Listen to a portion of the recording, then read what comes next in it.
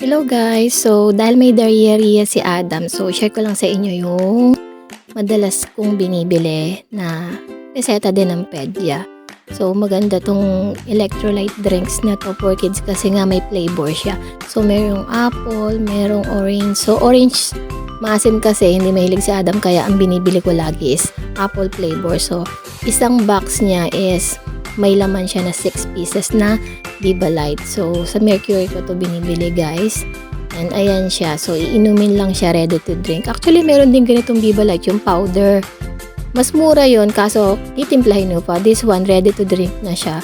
Kaya mas okay, tsaka mas convenient, ba diba? So, isang piraso ng ganyan is nasa 48 pesos.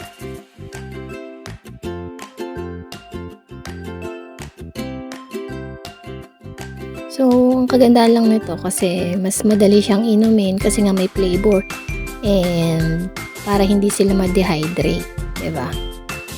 Pwede din to sa matanda kasi nga masarap siya.